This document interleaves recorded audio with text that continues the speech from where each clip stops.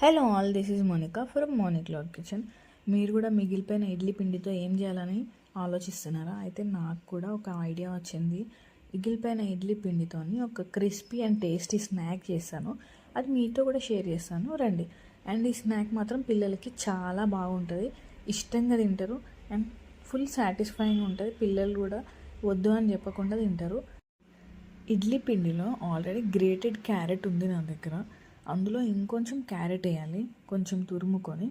And అది consistency చూసుకొని మనం పిండిని యాడ్ చేసుకోవాలి. మైదా పిండి కొంచెం, బియ్య పిండి కొంచెం. నాకైతే ఒక త్రీ స్పూన్స్ పట్టింది. ఆ ఇడ్లీ పిండికి కొంచెం వేసిన తర్వాత మంచి మిక్స్ చేసుకోండి. మిక్స్ చేసిన తర్వాత కన్సిస్టెన్సీ చూసుకోండి, కరెక్ట్గా ఉంది అని అనిపిస్తే అప్పుడు అందులో మిగిలిన ఇంగ్రీడియంట్స్ వేద్దాం.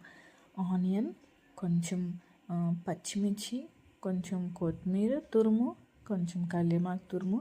నేను ఇంకొంచెం క్యారెట్ తురుము కూడా వేస్తున్నాను. పచ్చిమిర్చి స్కిప్ చేసే వాళ్ళు స్కిప్ చేయండి, పిల్లలైతే. జీలకర్ర అండ్ కొంచెం సాల్ట్ వేసి మంచిగా కలిపిన తర్వాత ఆయిల్ బాగా హీట్ అయిన తర్వాత అందులో ఈ పిండి పునుగుల్లాగా వేయాలి. మీకు ఈ స్నాక్స్ మీరు పునుగులని కూడా అనుకోవచ్చు. దోశ పిండితో వేస్తాం కదా, సేమ్ అట్లనే. కాకపోతే ఇవి ఇంకా క్రిస్పీగా అండ్ మంచి టేస్టీగా ఉంటాయి. పిల్లలు కూడా ఇష్టంగా తింటారు.